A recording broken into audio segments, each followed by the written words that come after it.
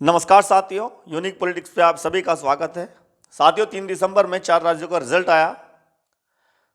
उस रिजल्ट को लेकर हम थोड़ा सा विश्लेषण करने वाले हैं और यहां पर हम इस बात पर भी चर्चा करेंगे कि बीएसपी को कितना फायदा है, कितना नुकसान हुआ। जो लोकसभा 2024 के चुनाव जब आएंगे उसमें बीएसपी कहां स्टैंड करती है, हम इस पर भी बात करेंगे। लेकिन सबसे बड़ी बात यह है कि जो रिजल्ट आया वो हैरान करने वाला था।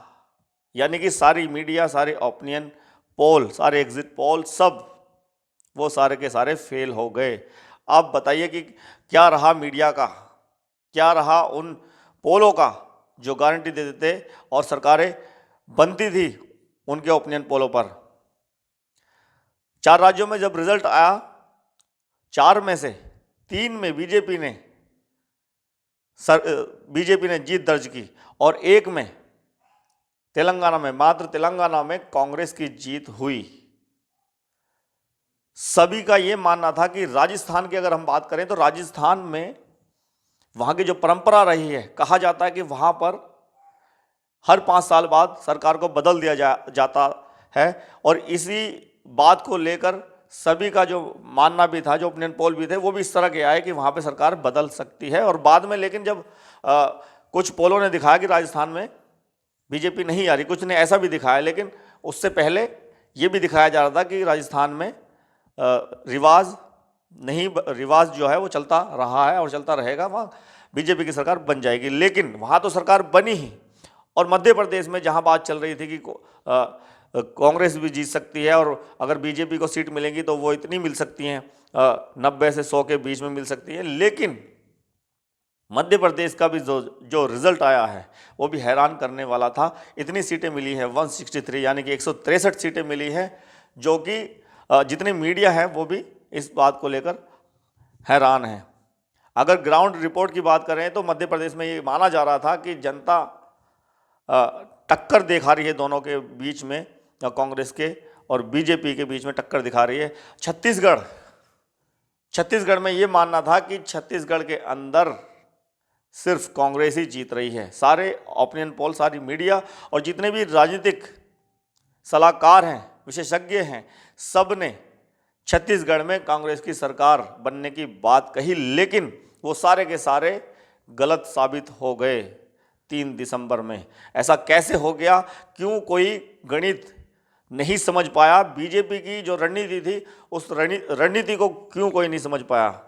कांग्रेस फेल हो गई या और अन्य पार्टियां फेल हो गई, लेकिन टक्कर जिस तरह से 4 राज्यों में दिखाई जा रही थी 2 पार्टियों के बीच में, तो कांग्रेस उस तरह से पूरी तरह फेल नजर आ रही है। लेकिन ऐसा हो कैसे गया? क्यों किसी के समझ में ये बात नहीं आई?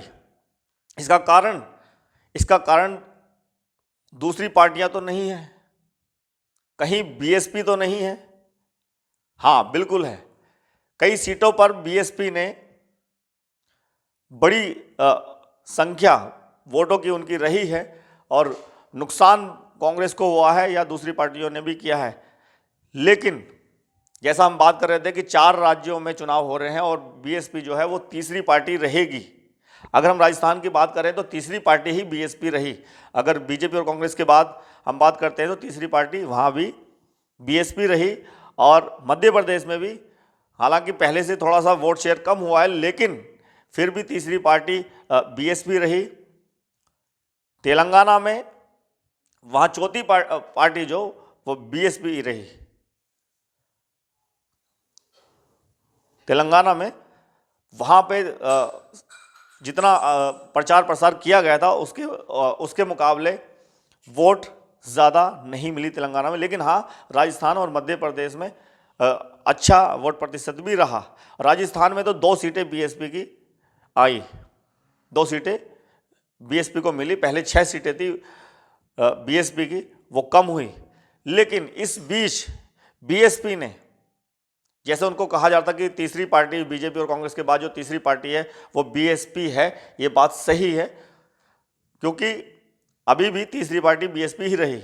अगर दूसरी अन्य पार्टियों की बात करें तो 4 राज्यों में किसी और ने कुछ नहीं किया, किसी ने भी, जितना बीएसपी ने किया। अगर सपा की बात करें, आम आदमी पार्टी की बात करें तो या दूसरी अन्य पार्टियों की बात करें तो वो बीएसपी से आगे नहीं निकल पाई। तीसरे पर स्टैंड अभी भी बीएसपी कर रही है। ये राहत वाली बात है। जिस तरह से उत्तर प्रदेश में 2022 में 1 सीट आई थी, राजस्थान में 2 सीटें बीएसपी को मिली हैं।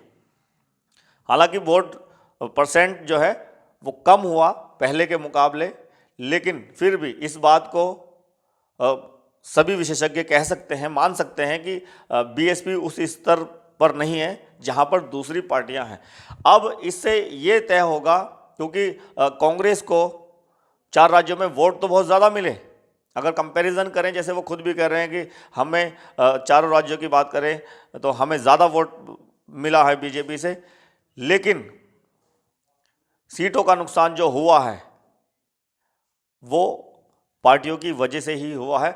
अब कांग्रेस को अपनी रणनीति बनानी पड़ेगी और हो सकता है बीएसपी भी शामिल हो जाए। ये हो सकता है, ये हम अंदाज़ा लगा रहे हैं, क्योंकि अब अभी तक जहां बहन जी बीएसपी की राष्ट्रीय अध्यक्ष मायावती जी ये कह रही थी कि हम 2024 का लोकसभा का जो चुनाव होगा वो अकेले लड़ेंगे, लेकिन इस चुनाव के बाद, क्योंकि लोगों का कहना था, विशेषज्ञों का कहना था कि जब चुनाव होंगे, जब रिजल्ट आएगा 3 दिसंबर को, उसके बाद से हो सकता है कि ये चुनाव तय करें कि बीएसपी की राष्ट्रीय अध्यक्ष मायावती जी गठबंधन करेंगी या नहीं करेंगी। अब अंदाज़ा लगा सकते हैं कि जिस तरह से बीएसपी को वोट परसेंट मिला है और कांग्रेस को जिस तरह से नुकसान हुआ है, हो सकता है कि आपस में हाथ भी मिला लें और ये गठबंधन में, इंडिया गठबंधन में शामिल हो जाए। अब वो 10 तारीख को, 10 दिसंबर में बीएसपी की एक बैठक है, उसमें ये सारी चीज़ें होंगी, देखने को मिलेगा क्या डिसीजन बहन जी ने लिया है, ये तो देखने वाली बात होगी। लेकिन इस चुनाव ने सबको हैरान कर दिया है, इस रिजल्ट ने सबको हैरान कर दिया है। अब कोई भी ना तो मीडिया पे विश्वास करेगा और ना ही ओपिनियन पोल पर अब कोई विश्वास करेगा। जिस तरह से मीडिया दिखाती है कि ग्राउंड रिपोर्ट पर कि ये वाला माहौल चल रहा है, इसके पक्ष में इतनी सीटें आ सकती हैं, उसके बिल्कुल उलट रिजल्ट का आ जाना, इसका मतलब अब कोई ओपिनियन पोलों पर भी विश्वास नहीं करेगा। कुछ भी हो सकता है, उसके उलट भी कुछ हो सकता है।